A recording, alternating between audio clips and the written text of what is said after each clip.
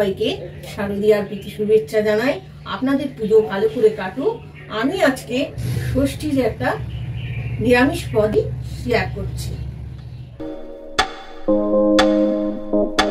আমি তৈরি করব মিষ্টির দোকানের মতন ছোলার ডাল।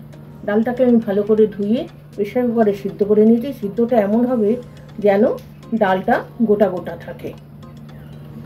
তার সাথে মিষ্টির দোকানে ছোলার ডালের সাথে খোসা সমেত আলু দেব। এটা হয়েই থাকে।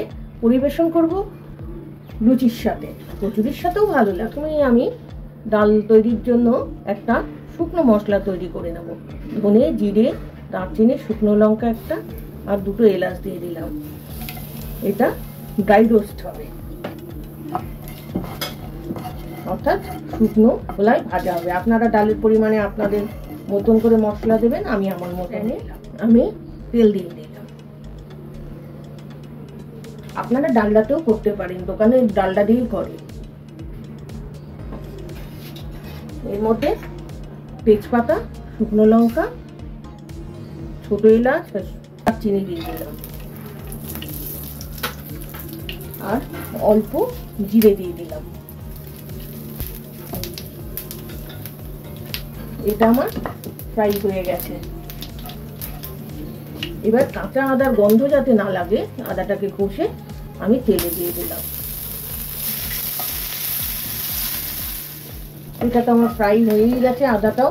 এবার আমি ছোলার ডাল রাঁধতে বেশি দরকার যেটা মেইন, হিং। হিং না দিলে এই ডালে টেস্ট উঠবে না। হিং দিয়ে দিলাম তেলে, আগে দিলাম না পুড়ে যাবে বলে। এবার এই খোসা আলুটা দিয়ে দিলাম, অল্প লবণ দিয়ে দিচ্ছি। এটা কিন্তু বিট লবণ নয়, রক সল্ট। আর অল্প হলুদ দিলাম। এটা যেহেতু সিদ্ধ করা না, সেহেতু আমি নেড়ে ডেকে দিচ্ছি।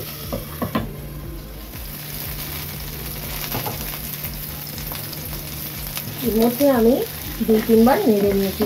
আলুটা আমার সিদ্ধ হয়ে গেছে। এবার এখানে এর মধ্যে জিরের গুঁড়ো, ধনের গুঁড়ো, লাল লঙ্কার গুঁড়ো আর হলুদ গুঁড়ো দিয়ে দেবো।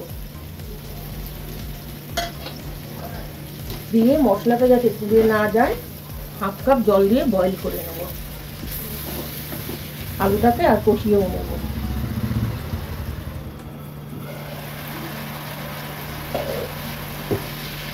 মশলা কাঁচা গন্ধটা আমার চলে গেছে, আলুটাও সিদ্ধ হয়ে গেছে। এবার আমি ডালটা দিয়ে দিচ্ছি।